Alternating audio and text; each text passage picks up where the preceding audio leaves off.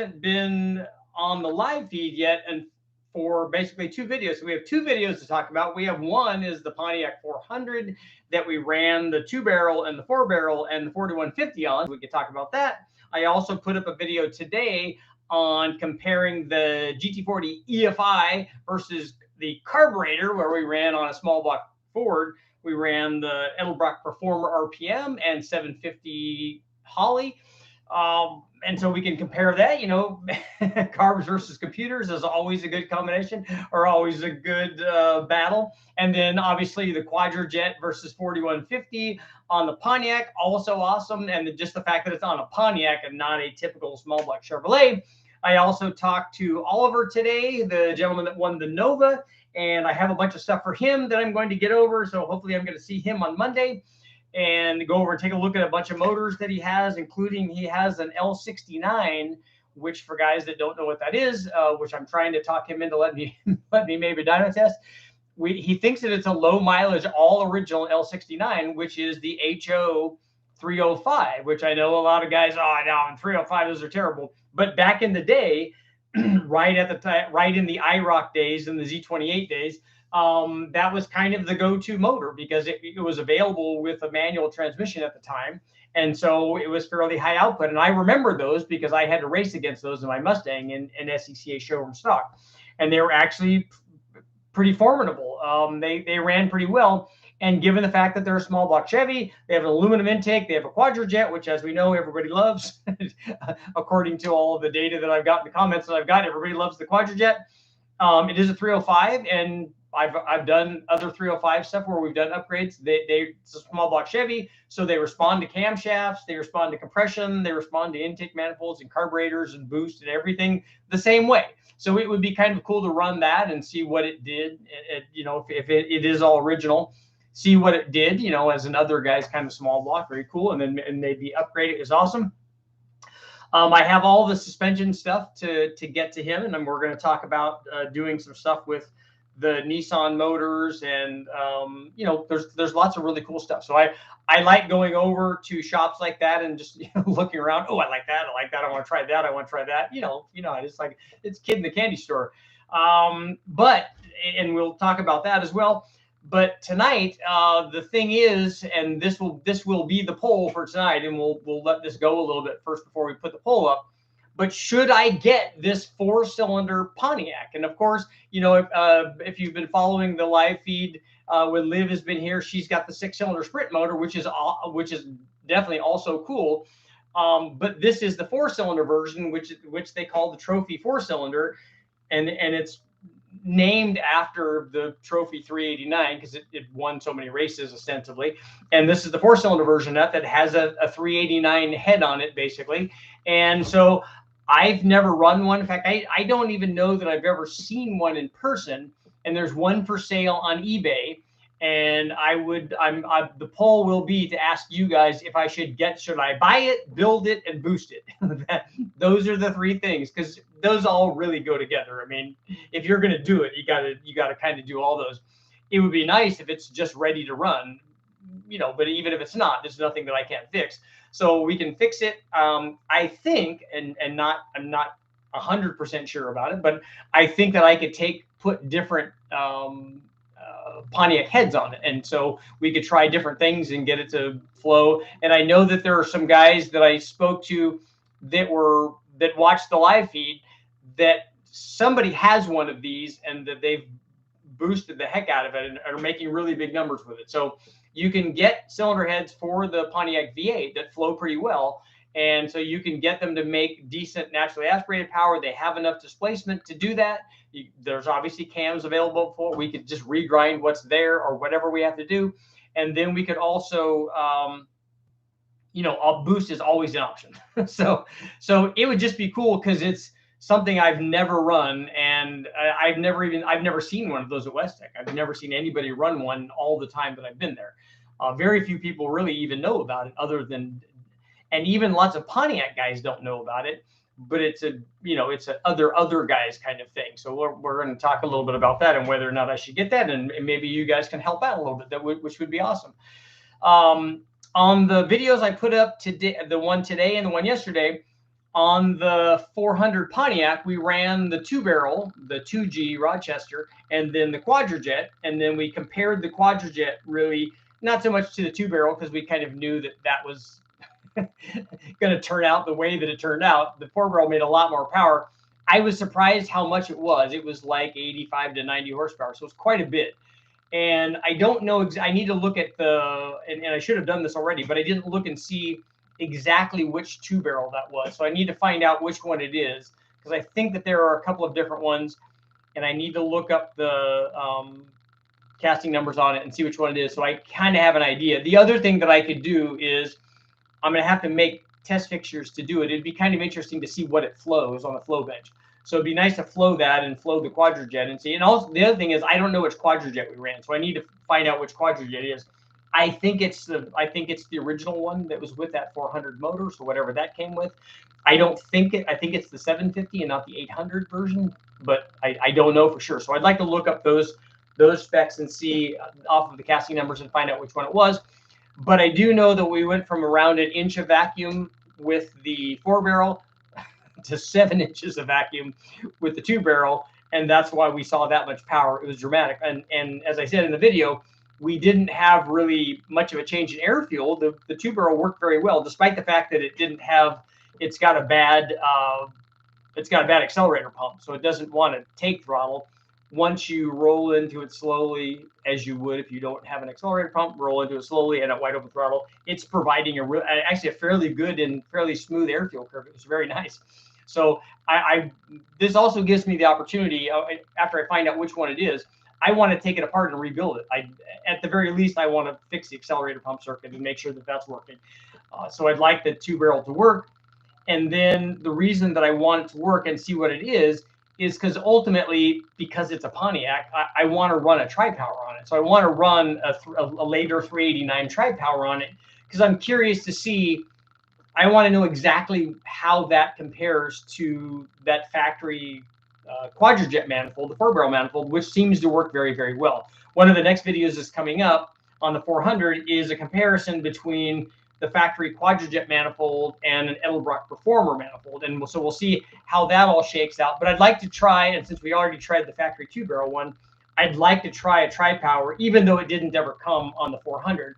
I'd still like to try it and see how well it works and see if instead of one of those 2 barrels, if 3 of them would give it enough airflow. And then obviously if the design of the Tripower intake manifold itself lends itself to power production, because the Tripower GTO got all of the press and stuff. But the reality is that may or may not have been the best one. Because if you look at the Corvette stuff had an advantage, like the Tripower Corvette's like a Tripower 427 Corvette, it had 3 Hollies on it. And they were fairly good size, at least compared to this 2G. So that had the potential to make power. I think most guys got rid of those and put single 4-barrels on there. And I don't know how much of that is because that's what they knew and they didn't know how to tune it, or if that Tripower manifold indeed was not the cat's pajamas, not the bee's knees. It wasn't all it's cracked up to be. So, but it's still either way, whether the Tripower Pontiac does well or does not do well, it's always good data. So I don't care what the outcome is. I just need an outcome, and I'd like to test that, and hopefully. And it's always cool testing multiple carburetors. I mean, let's face it, a dual quad is better than a single quad because there's 2 of them, and then a Tripower is even better. And then they have other kinds of aftermarket weird manifolds that have 6 or 8 or 10 or 12, whatever, different carburetors on there. So all of that would be interesting. I'm hoping to be able to run a 350, which would be cool. And the thing that I've been thinking about, if the 350 thing works out and I can run it on the dyno, I would kind of like to build, and I know that this has been done before because I went down the rabbit hole late at night searching for this, but I'd like to build a version of the 350 HO motor. The ones that I've seen, they didn't ever get to at least what they were rating this thing at the static compression ratio that this had. It's supposed to have 10.5 to 1, and all the ones I saw were less than 10 to 1. Not that that's going to make a huge difference in power, but it's going to make some. And so I'd like to see what that does and see if that Pontiac 350, how it compares to the legendary small blocks, the 320, the 302, the 327, and the 350 LT1 from Chevrolet, and also the Boss 302 and the Boss 351. I honestly don't think that that Pontiac is going to measure up to the Boss, the 351, certainly, even though they were both rated at 330 horsepower gross ratings. But the Pontiac just doesn't have cylinder heads that will make that flow anywhere near what a Boss head does. So I think that they're limited by that. And I don't think that they had a whole bunch more cam timing than the Boss had either. It didn't have the Pontiac didn't have cam timing like the DZ motor did. It didn't have that big of a camshaft in there, or at least that much duration to offset its limited head flow. But still, I've never built one, and I just think it would be cool to, you need a big valve, small chamber head, you need the 068 cam, you need 10.5:1, you need the single 4-barrel cast aluminum quadrajet intake. They had special exhaust manifolds on it, which I'm not going to worry about finding because we ran the others with long tube headers, so we'll run long tube headers on Pontiac and then kind of see what happens. It would be interesting. I'd just like to see how that stacks up, because I have my suspicion is that if I test a 400, I think the 400, I don't know if the 400 will make what, there may be one version of the 400 that makes what in terms of peak power, might make what the Boss 351 made, but it would make more torque. So, but the question is the 400 a small block? And so, the Pontiac guys will argue that none of them are, that you should test a 455, that they're all just motors, that the big block and small block are just Chevrolet specific things. But if I'm comparing the, kind of similar displacements, it would be all 350, 351, 352, right? And in the case of the Pontiac, I think that their 350 was actually 353 inches. So it's bigger than the others, by a couple, not by very much. But I still would like to test that again, because I've never built one. And, rather than just do random, like it would be good on the 350 to try, a couple of different camshafts and different heads and intake manifolds and all. And all of that's really good. But if we actually put together something that was a 350 HO version, or at least a replica of that, it would be kind of cool.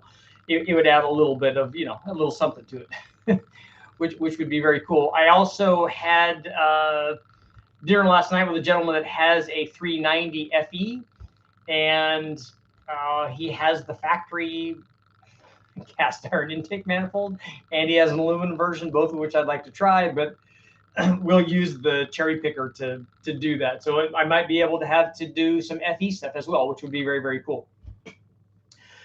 And if you take a look at the video that I just posted today, which I'm hoping you guys have all looked at that, it is the quintessential carbs versus computer thing. So we have carburation versus EFI, and the carburetor, and just to spoil it, a spoiler alert, the carburetor obviously made more power, not unusual, and not really because of carburation so much, although you do have charge cooling that you don't have with port injection. But the big thing in this, and the big thing in a lot of these tests that I've seen, other than ones that I've done where we do a dedicated manifold, where we don't change the manifold, all we do is put a carburetor on the single plane manifold or run port injection on it and test it that way. But this is really more of a comparison between two different manifold styles, and fairly wildly different. The dual plane is really good, and it's kind of the go-to manifold for the RPM range where we run most kind of street motors, the 6,000 to 6,500 peak RPM range. And then you want to have good low speed power and that kind of stuff. So the dual plane really is the way to go, much better than a single plane for most of these applications. And on a 302, certainly that would be the case.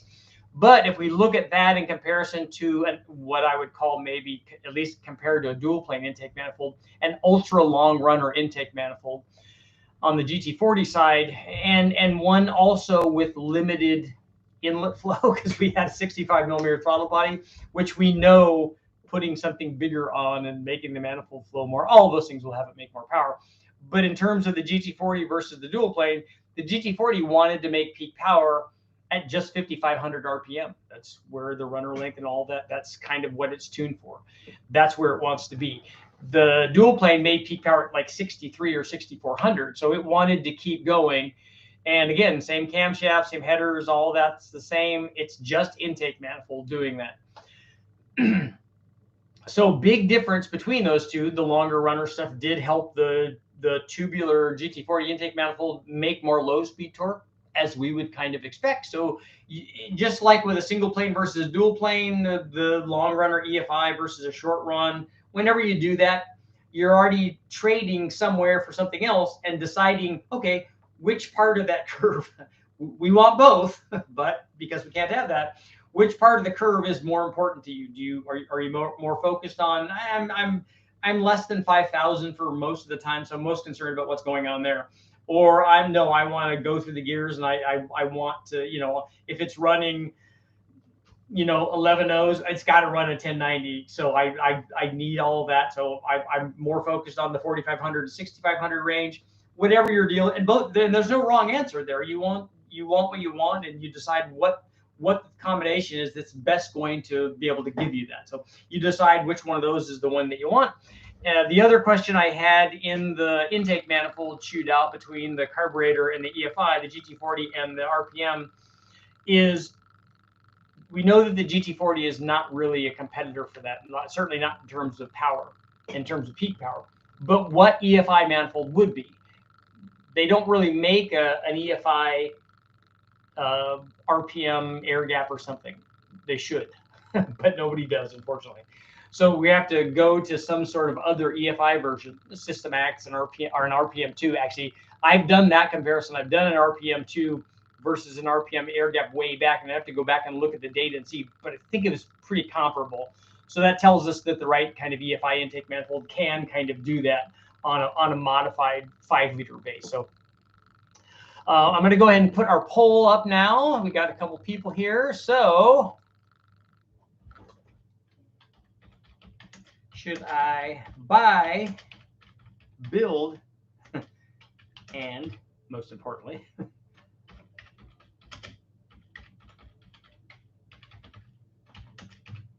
boost the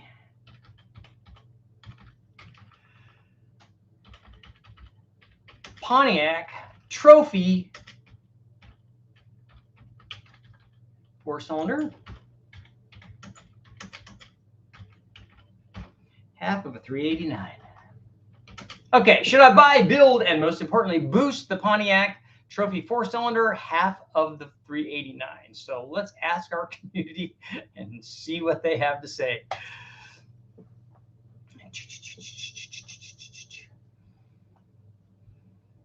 There you go. The poll is up. Everybody jump in and answer. Let's see what people have to say. And if we get enough of a yes vote, I'm going to do it, and I'm going to ask for your guys' help. So if you guys want to wait till we decide, but if it works out, then if you guys could go to the super chats and hit me up with a couple of bucks, that would be great. If we get to, right now, they want and I just looked at it closely today because I was looking at it, and it's $750. It doesn't say whether it runs or not, but it looks like it's fairly complete. And I thought, okay, that's a reasonable price, and I would think I would like to get that. And then I looked at the fine print, but they want $460 for shipping. There's nowhere in the United States that you need that I can't ship a motor like that in a crate for about half that. So they're obviously making extra money on the shipping. So so if this goes through and it will work out, I might ask you guys for help. We'll see how it works. Yeah, Trophy 4 would be a great. Yeah, there's a video of a guy used to drag race a 4-cylinder, went 11s.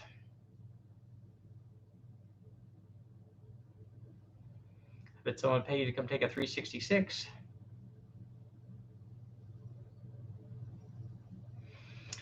You could do it. Other guys, half a V8, the Pontiac versus the IHC 196. I don't even know what the IHC 196 is.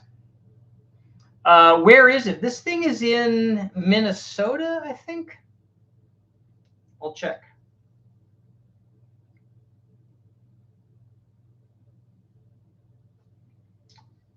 Yes, it's in Annandale, Minnesota. It says you could pick up. Free local pickup. So does anybody want to go pick that up for me? I have a question. How many projects do you have? Too many? Is that a reasonable answer? Can you can you still get Ram Air 5 heads from some of the aftermarket guys? The aftermarket guys won't make a factory Ram Air 5, but you can get aftermarket heads.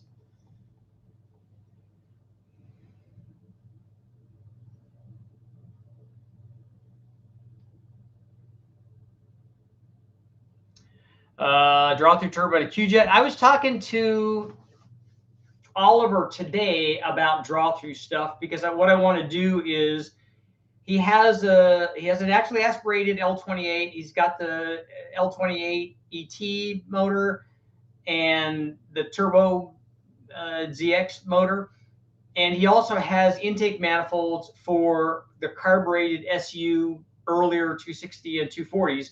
And because I told him I want to make a duplicate of the Crown turbo setup that they made back in the day for the L24 and the L26, and that we were talking about, because the interesting thing, and we thought that this was weird, that they have there's no intercooler, they have a turbo, it's a draw through, and they're using one of the SU carburetors on it. And so we thought that's got to be restrictive, and we're a little worried about what the what the air fuel would be through most of the curve.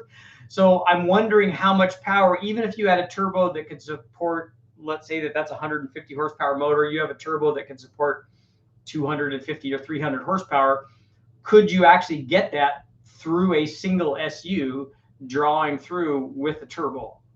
And maybe I'd have to go maybe do some more research. I know that there were bigger SUs that guys put on there, but I think that the way that the Crown kit was designed, I think it was designed to use one of the original SUs from the car.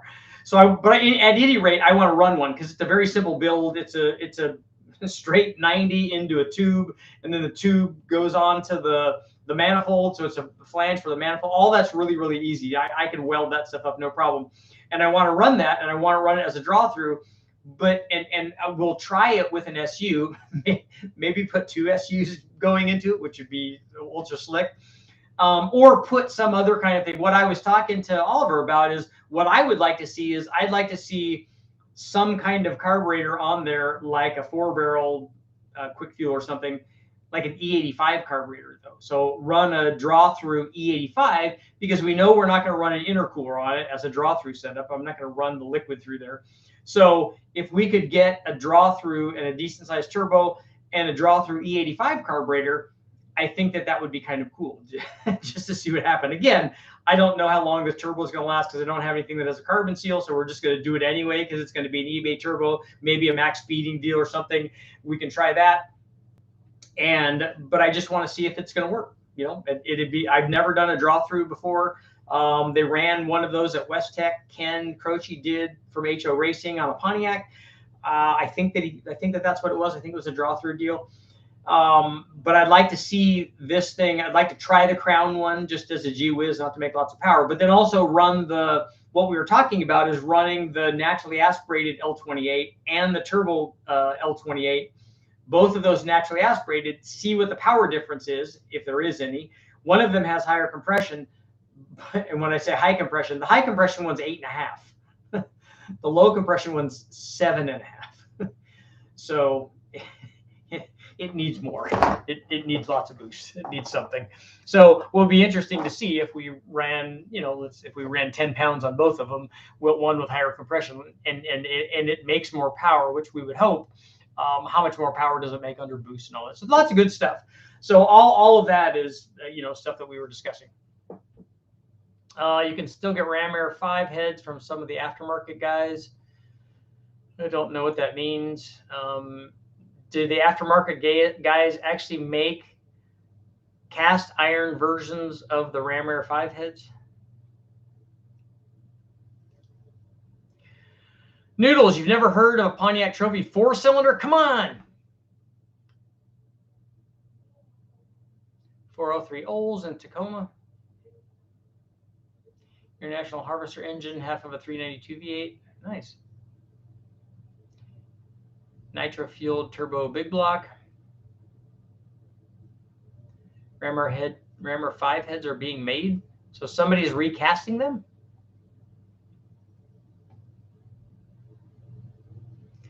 A draw through on a Q-jet is tricky controlling the rear air valve.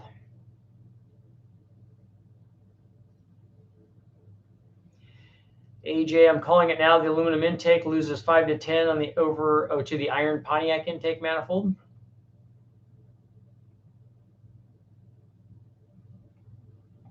Oh, Brian, so that they're not Ram Air 5 heads. They're an aftermarket aluminum head. Okay, that makes sense.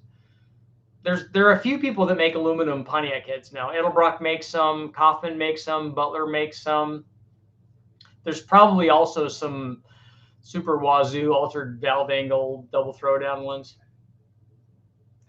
This is amazing. Should I buy, build, and most importantly boost the Pontiac Trophy 4-cylinder, half of a 389? Only 78% are saying yes. So who are the people that are saying no? Who says no to that?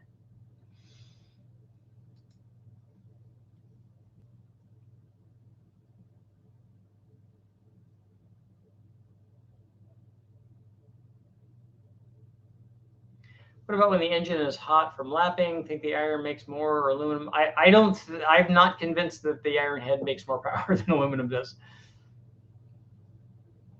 I'm convinced that every form of racing uses aluminum heads.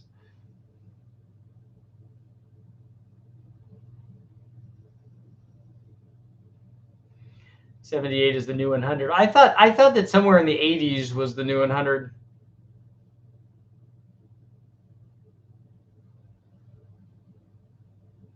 So, Racer, you think 450 NA with a trophy 4-cylinder? That would be a lot.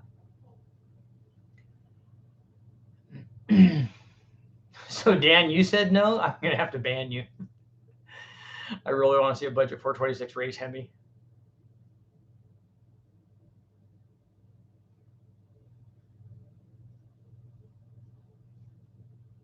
Yeah, iron heads are not good. Iron intakes are not good either.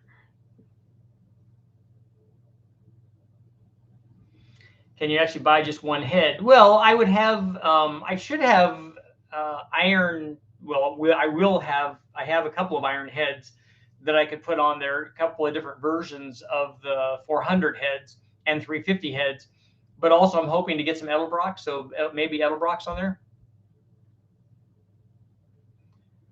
Oh, Butler just ports them? I thought that they had their own head.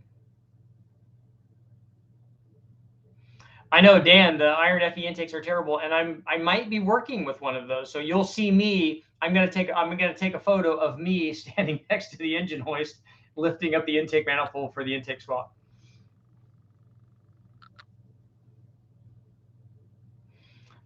Hoost, 305. I agree that a blow-through carburetor is better, but we're not doing it because of better.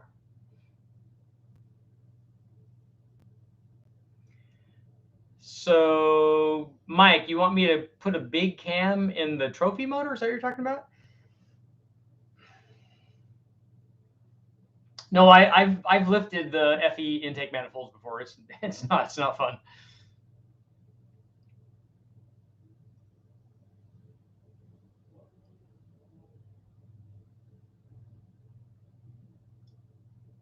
That's not just the other guys' stuff. That's why I said it's other guys. An Iron Duke is also one I want to run. Edelbrock makes an 11-degree Pontiac head. I was told from Andy Mitchell to get the round port Edelbrocks if I can. VTEC. I'll tell you what sounded like VTEC, and this is going to be in my description when we're talking about tuning the Quadrajet, is that if you have you adjust the secondary spring on the Quadrajets, that's part of the tuning process. And then if you have the spring too tight and and you go to wide open throttle, the blades underneath are open and they're going, ooh, and they're sucking and they're sucking and sucking. And finally the doors open up and it's like, boom. And so if you have them too loose and they open up too early, then you get the bog. But if they open up too late, it's like VTEC kicking in. It's like all of a sudden, whoa, and you get a big jump in power. It sounded kind of cool. It's not ideal, but it does sound cool. I remove my dove heads for some trick flows. Those are good. Pontiac makes 18-degree SB2 heads. Is it worth it to build an Olds 403? It's always worth it to build anything that you already have.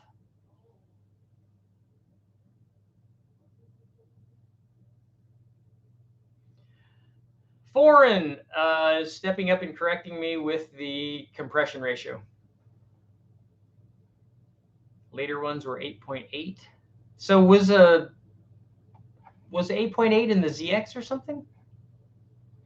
Or is that when they went to did they have knock sensor technology that they used on that? Round ports flow better before the D ports.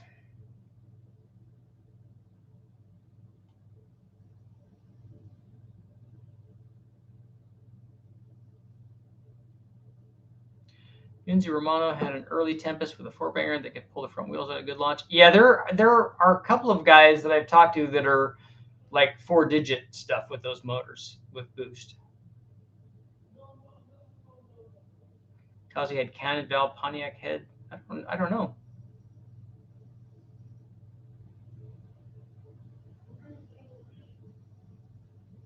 Every Iron Duke I've seen running sounds like a diesel engine. Well, then it will want boost, right? Because we know how diesels like boost.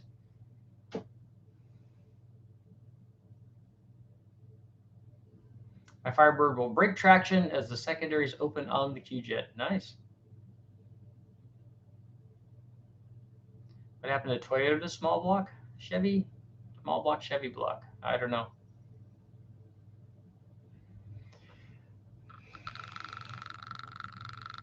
Are you going to do a raised exhaust port? I don't know yet. I haven't even looked into the Edelbrock heads yet. The Pontiac heads are, I thought, 17 degrees.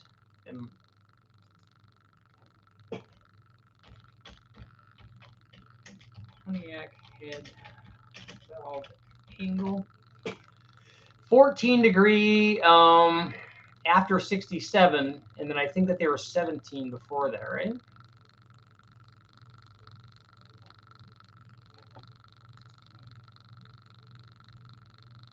$14 degrees is pretty sporty.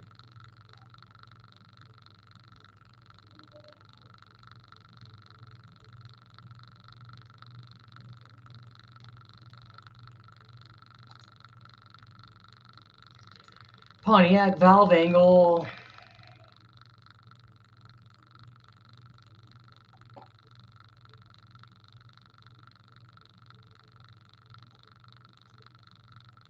First part about building old stuff is the cost. Does Edelbrock have Oldsmobile heads for that?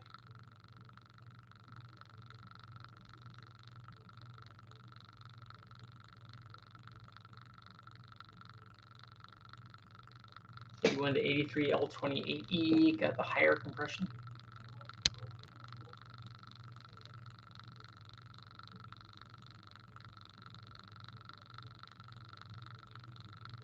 Overbuilt. I just got my 68 Ford 460 home. Head casting numbers match. Said dates it will need rebuild, smokes, rust. 3-man, less than 10,000 miles, set for 25 years. Nice. But it runs.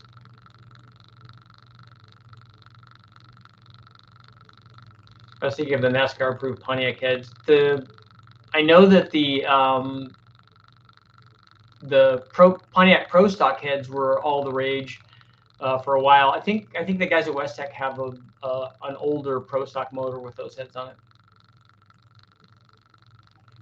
Richard, have you read any of Cliff Ruggles' Q-Jet tuning or Pontiac manifold test? I have not. Or did he write a book on it? I may have it up there. I haven't looked for Q-Jet stuff or for Pontiac stuff. I should look through there and see if I have anything. Tuning a Quadrajet, I mean, at least the stuff that I've done is not terribly difficult. It's just that it takes a lot more time than it does to do a Holly.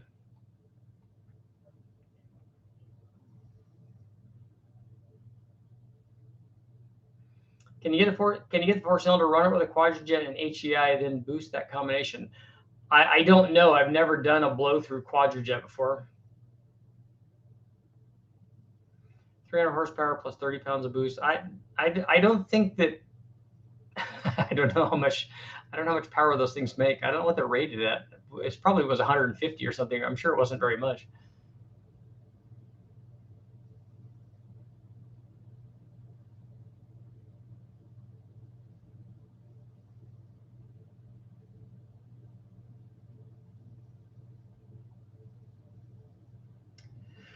Stump, I have some 70s Triumph MG 1300, 1500 low compression ratio engines.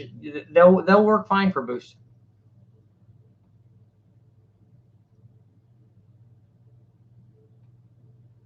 You ever see the Ford 4-cylinder for sprint cars that took a small block head? I've never seen one that took the small block head. I saw the ones that they do in, I think Mercury Marine did them. They take the big block head.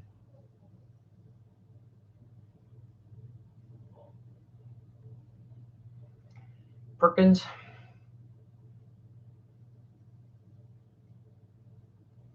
Every motor needs boost. They all do. And we're down to 74% saying yes and 26% saying no. Wow. I have to say I'm disappointed. Not that that's going to stop me.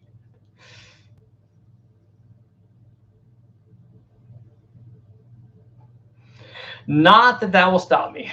Because it's new. The only thing better than all the old projects is a new project, right?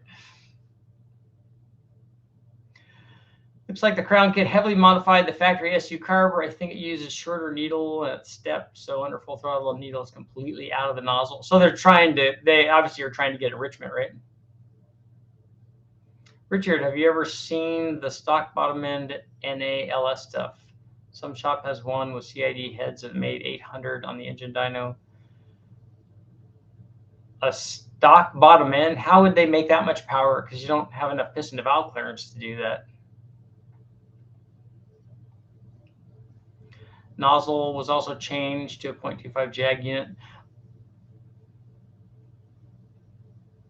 Yeah, I would think that it would require some jetting, but what I'm most interested in is the flow rate of that one SU carburetor. It can't be very much, right?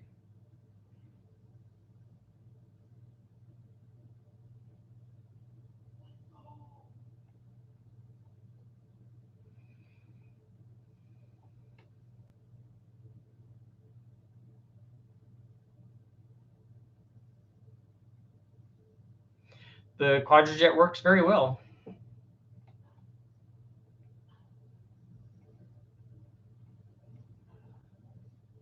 Edelbrock does have Oldsmobile heads. I thought that they did. Yeah, the Quadrajet on this 400 worked fantastic. Not surprisingly, because I think that this was the original carburetor, so it was kind of designed for this motor. So there would have been a lot of development making it work. But all we had to do was richen up the secondaries, and it worked fine. Well, we did a couple of other things. We changed the adjusted the springs on the air door, changed the accelerator pump. I didn't play with any of we didn't take the lid off, and I didn't have to change any of the jetting. We moved the arm on the accelerator pump. It just adjusted the idle circuit externally a little bit. North Star also, and the 2.2. The North Star is just sitting there. In fact, every time I talk to Mark Sanchez, he wants to know if he should bring that North Star over to Westech so I can run it.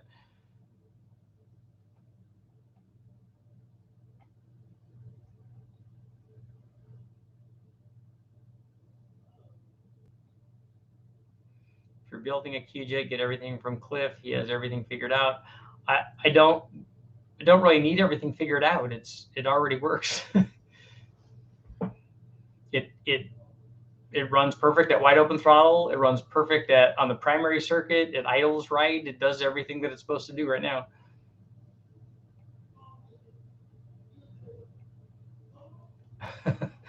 So they cut the stock pistons and put solid roller in it too. So it's not really a stock short block then, right?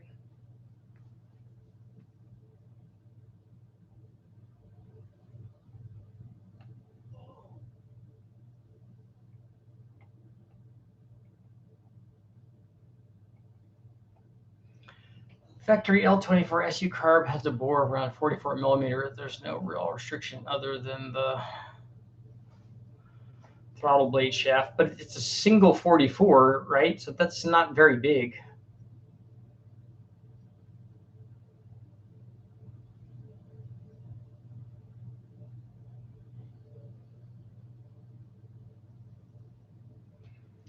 LS head on the Trophy 4. I don't. Is the bore spacing the same on a Pontiac as it is on a Chevrolet? I don't think it is, right?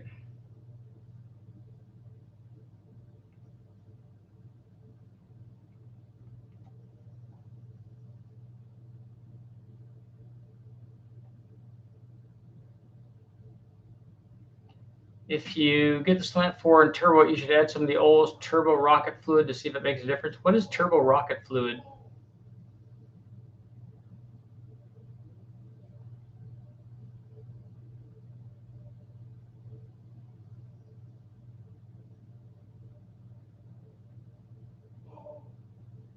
Ford made 800 horsepower all motor on a factory style 6.2 with heavily ported heads, 7-liter bore and stroke combo, 12-to-1 ethanol and ITBs.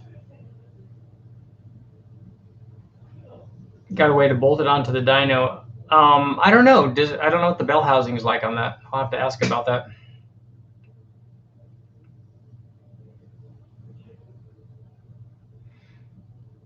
I think I think that's what they were talking about when I was reading the thing on the Crown stuff. Is that that was one of the upgrades they were talking about, is going to the bigger SU.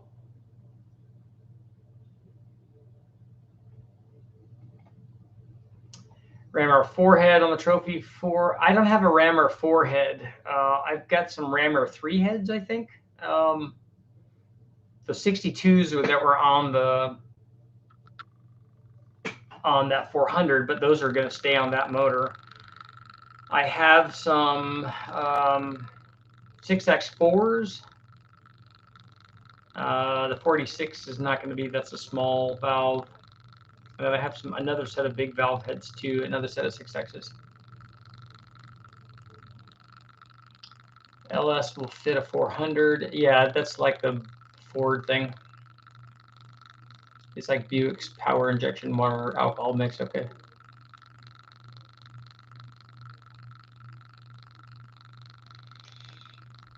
Oh, turbo rocket fluid. Okay, that's the designation for the old Jetfire stuff.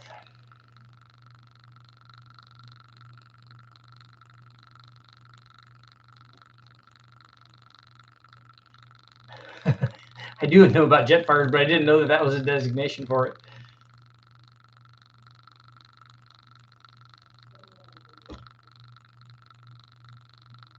Turbo rocket fluid sounds like code word for hydrazine. I don't think you'd want to put that in there.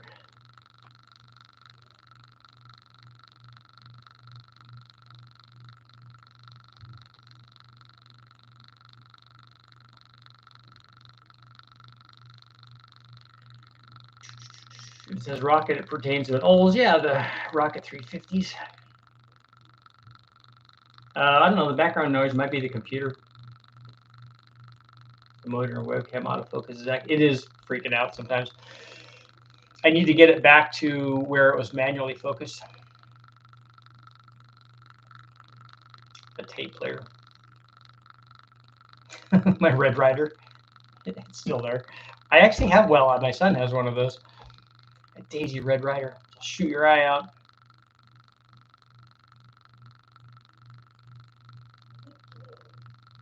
Yeah, it's the water, Jim. It's the water meth injection that they were using. What's the target compression on a Trophy 4? Whatever stock is the way that I would want to run it to begin with.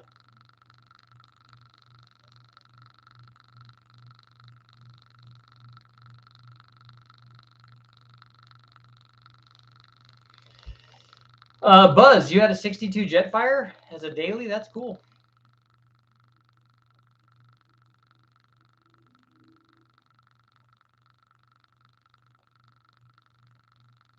We're down to 71% on our poll. Man.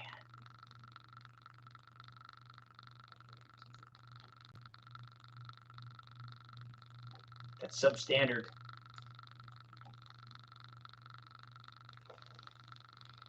A ram or 5 head on the trophy plus boost would be sick.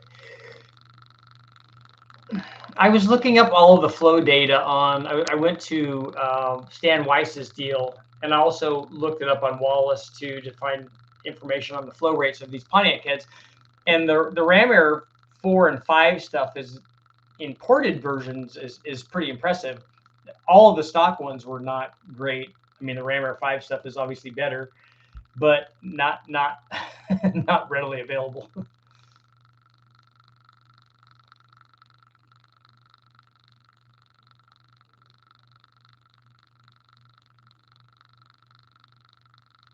Don, I'll have to check Cliff's stuff out.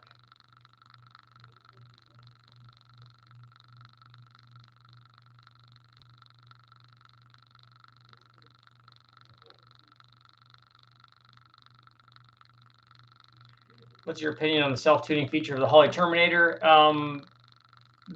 It's something that I would rely on for part throttle cruise, maybe. And even when we allow closed loop like that, we go ahead, we tune it under open loop and make sure that it's all right. And then we allow closed loop a very narrow range because you don't want it adjusting plus or minus 50%, because then if you have a plug wire go bad or spark plug or the cat gets clogged or whatever the deal is, and it starts trying to offset for that and you give it 50%, then obviously bad things can happen. So once it's tuned, it should never have to adjust more than a few percentage points. Obviously, you're giving it some for water temperature and air temperature and those kinds of things, but it should never, while it's cruising down the road, have to do big swings of adjustments. And so you shouldn't give it a whole bunch of range. And I don't like having it have that kind of adjustability.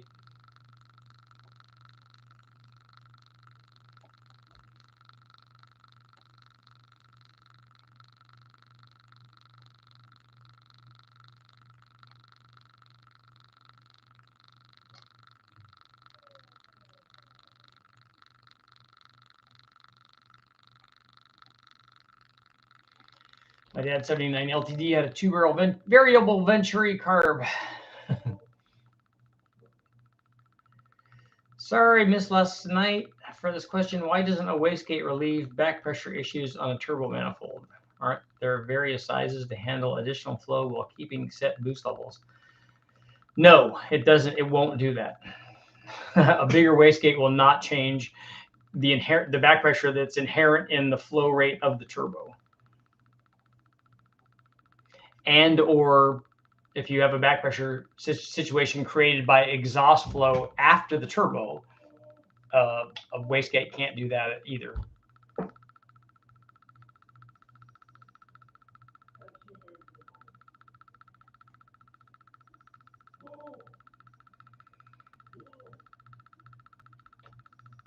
Yeah, Oliver, I was talking earlier about the L69. I think that's a really cool motor. I like those.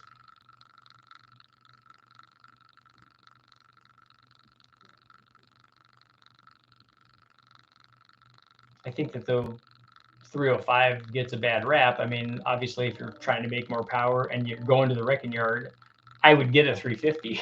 Wouldn't get a 305. But if I had a 305, I wouldn't. Just like if I had a 302 Ford and I didn't have a 351, I would modify the 302, which I did a lot. But a 351 would still be better.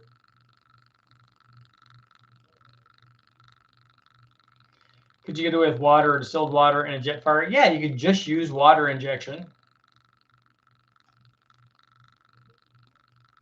And it would help with detonation.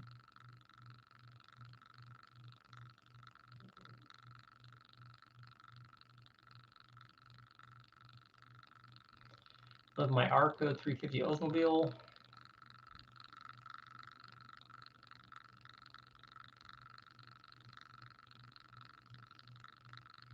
The Trophy was rated at 180 horsepower.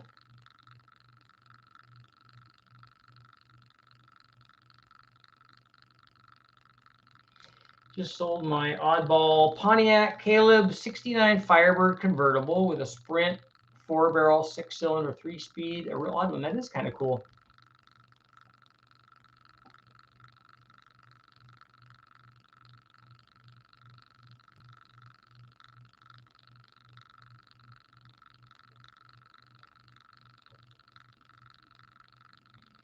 Ooh, the L69 even has the larger outlet exhaust manifolds. That's cool.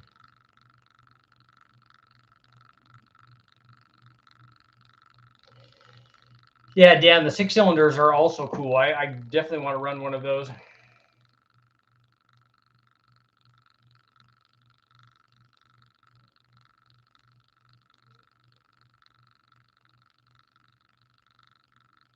L69 305 HO is the HO.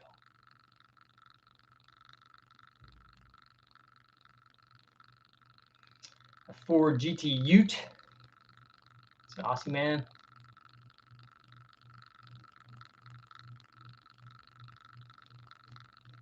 And the Chevy Sprint motor. Big fan.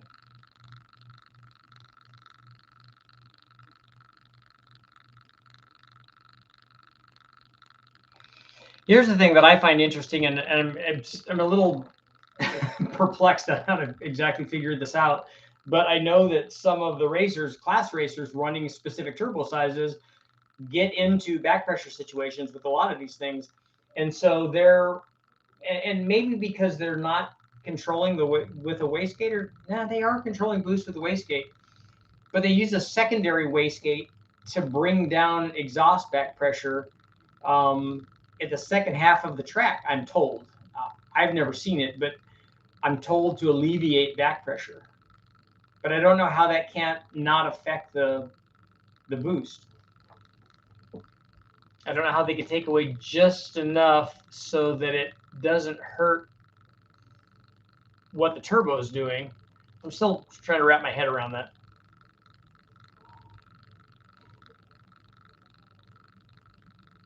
So Tease, you're really trying to promote that probe motor, huh?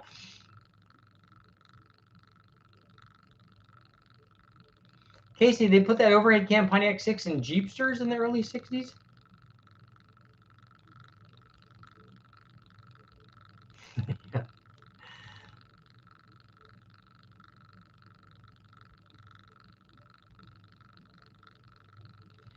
Does nitrobenzene mix with E85? Should I get nitro propane?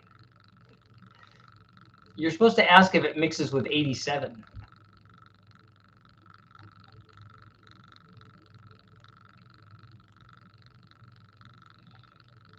We don't want to control those boost leaks. Should I buy, build, and boost a Pontiac Trophy 4-cylinder? 72% are saying yes.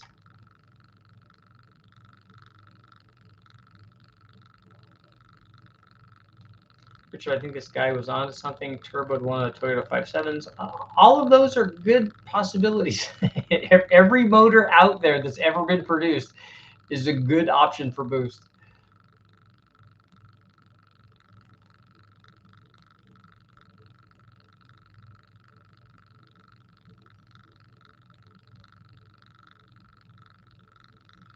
The GLH is sitting out in my garage, waiting. Actually, right now it's waiting for me to paint a couple of things. That's what I'm doing next on it.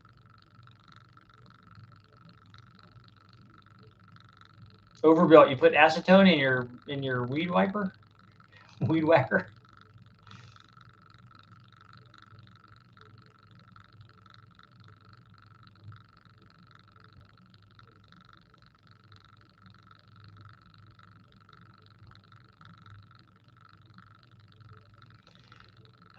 Richard is based on the Chevrolet LT5 from a C401, a double overcab version of the LS1. The Toyota version is beefier. The LT5 is not a double overcab version of the LS1. I mean, it only made 405 horsepower, so it's not. I mean, given what people are doing now, it's not terribly powerful. But all of those, the Toyota, the Nissan, they all have, all of their truck motors are really good, and they all make lots of power, and they would all be good turbo motors. I have not got the cylinder head back from David.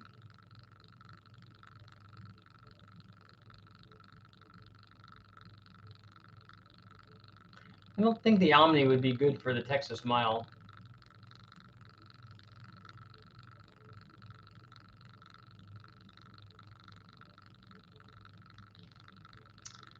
Foreign, I'm curious to see what the L69 would dyno at because it was only rated at, I thought it was 190. I think it was a bit underrated, especially because of its compression and stock cam.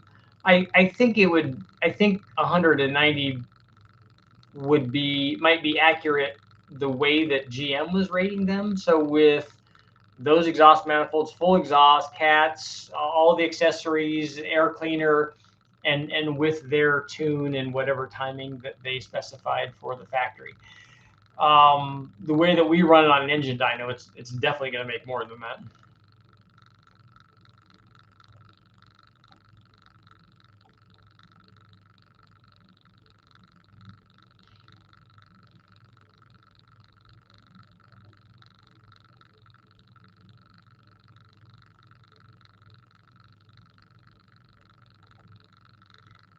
Just curious, you press a button that signals a wife to bring you a shot. No, but I can text her though.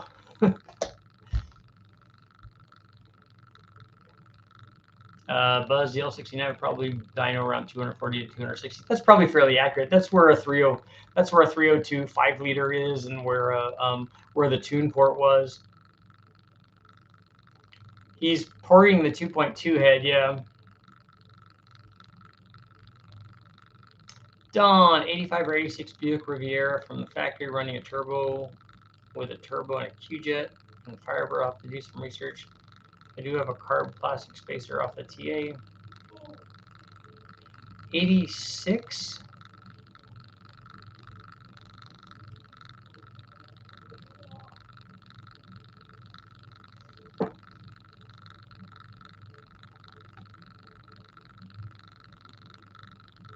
Omni takes on Evos at the Texas Mile. I think Omni drives next to an Evo in the pits at the Texas Mile. Probably would be a more accurate thing.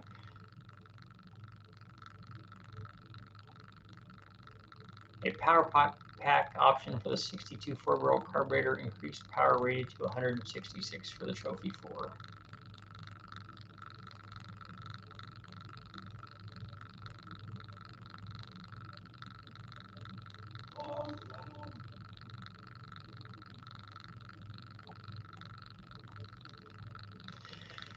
What's the weird noise? I don't know. It's probably the computer.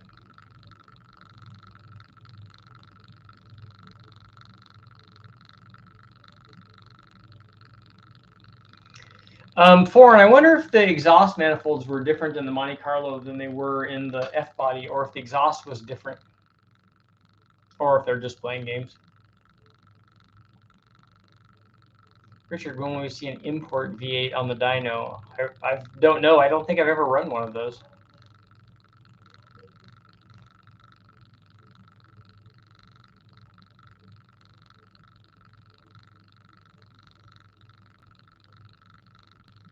Richard, there's a YouTube video of a homemade flat plane crank small block Chevy. How did he whittle that out?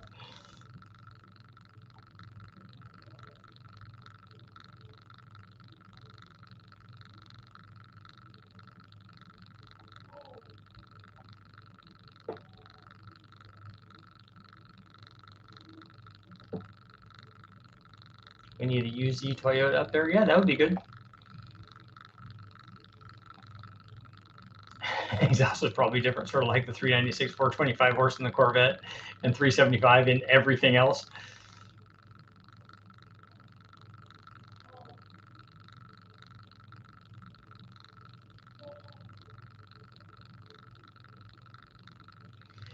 No on the flat plane crank stuff.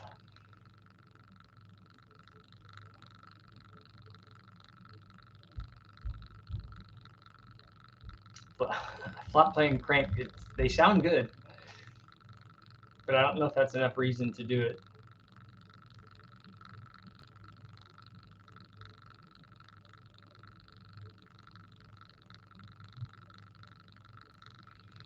The 305 L69 should make more torque than it makes horsepower.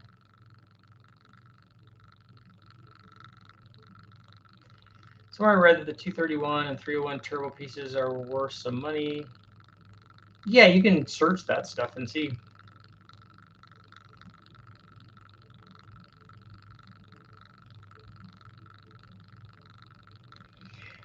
they're worth more than I would spend just to do a G-Wiz thing, because they're not, none of the, certainly for the three, in case of the 301, that's not a super powerful motor. The intake manifold is not a great design. It's not designed to make a lot of power. It's designed to make like the power that it does.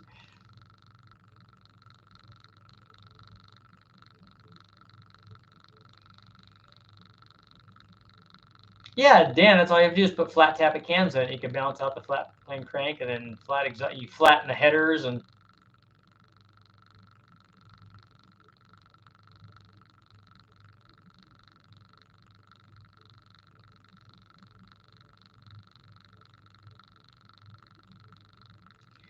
flat plane cranks. I've been down that road before. They sound good. At least the one that I drove did.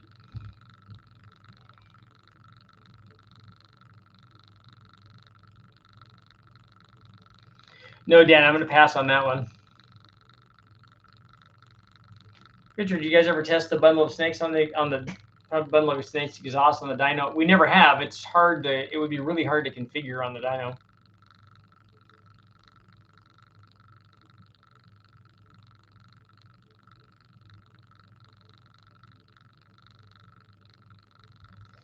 Caleb, you want an early Can-Am block? Trying to track down info on one, but I've not had any luck.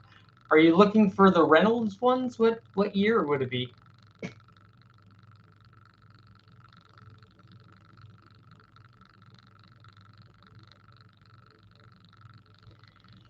Yeah, Caleb, talk to Dan. You might know about that.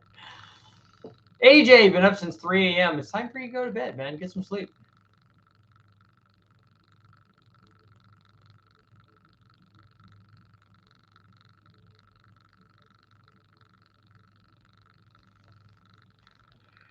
Reynolds made 465, 495, and 510 cubic inch blocks. They kept wanting them to be bigger, to make more power. Plan on motor swapping my G8 V6. What engine should I look into? An LS?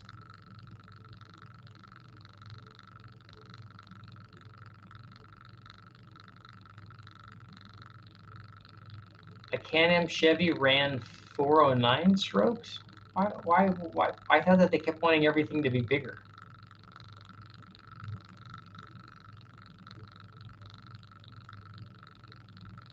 Yeah, the ZL1 was a factory one, right? That was not Reynolds Winter's Foundry, yeah.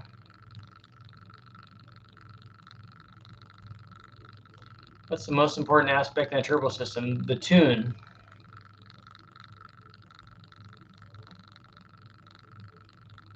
Kobe, any of the LSs will be a lot more than that V6 will be. 4.8, 5.3, 6.0.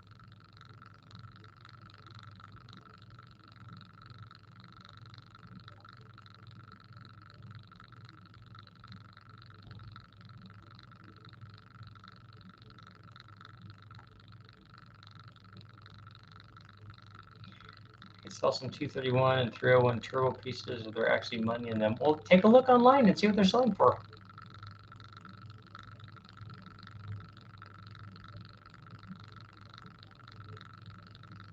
What is the best factory sleeper vehicle? I don't know.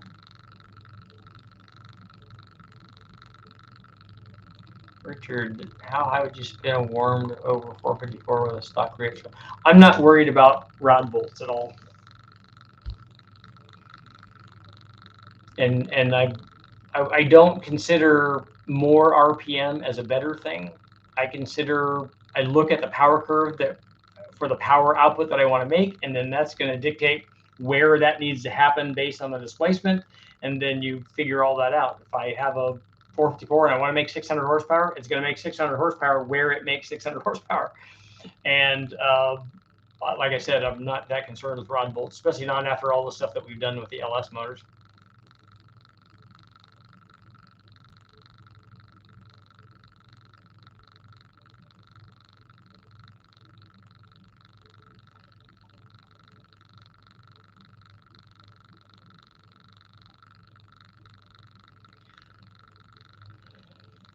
Do you think a stock bottom end LS3 would survive 8,000 RPM? Yeah, yes, I think that it would. I don't think that the D-stroke thing is not necessary to make that kind of RPM. You can run stock stroke stuff that's that RPM. The critical thing is the valve train, especially at 8,000. What are your thoughts on aluminum 6-liter? They're really good. I've tested many of them. I had a crate LS2 was the first one, and they work fine. They're just a little bit smaller than an LS3. That's why they call it an LS2. But they respond the same way every LS does.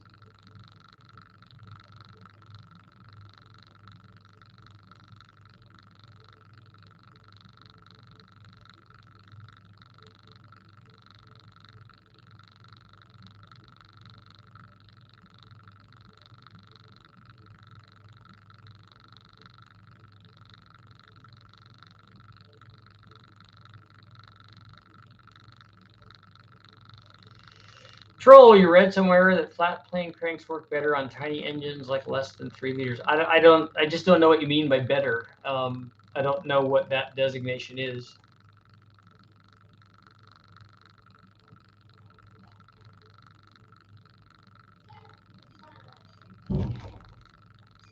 $3946052 is a pre-production with an early test or Can-Am number that I can't track down. It's cool when you have the mystery motors. 2 more minutes. 73%. You better get up and rock the vote. Otherwise, there's going to be trouble. So we're going to go ahead and close this out at 73% in the poll here. Is the trophy testing coming? I don't know. I'm a little disappointed in my 72%. I think we needed to be at like 83.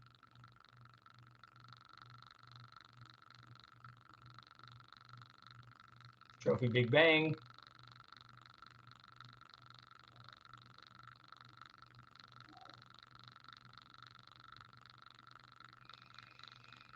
What I need to find for the trophy motor is somebody in the, where did I say, the Minnesota area?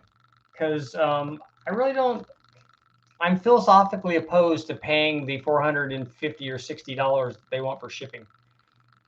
That's kind of hatchet. So is anybody out there in Minnesota?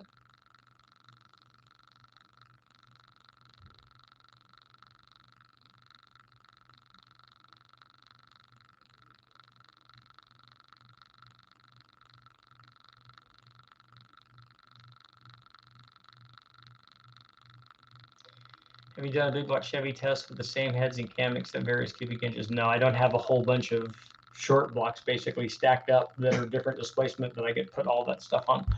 I don't remember running the same combination on all of that. You'd have a change in compression too, unless you adjusted the piston style for that. But if you want to see what effect displacement has, take a look at the LS one. I ran a 4.8, a 5.3, and a 6.0, and you can kind of see what I overlay all the curves so you can see what it does to the power curves of each one of them. Buzz, the engine that I want to buy is in Minnesota, and it would be shipped out to West Tech in California.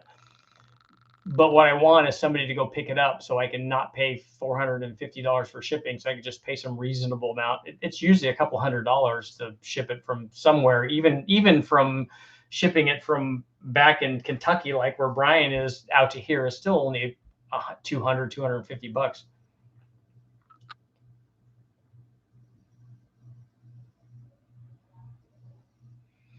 The motor that's being sold, yeah, the trophy motor is in Minnesota.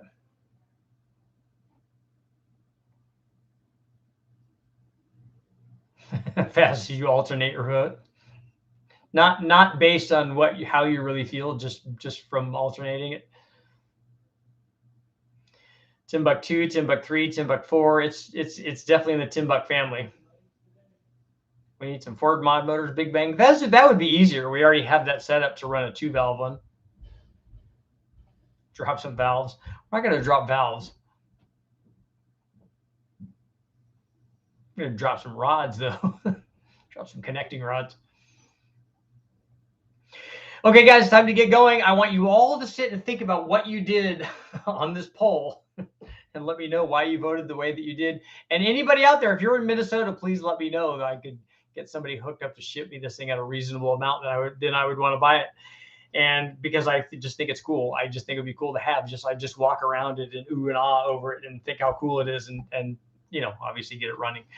Thank you guys for showing up. I will see you all tomorrow.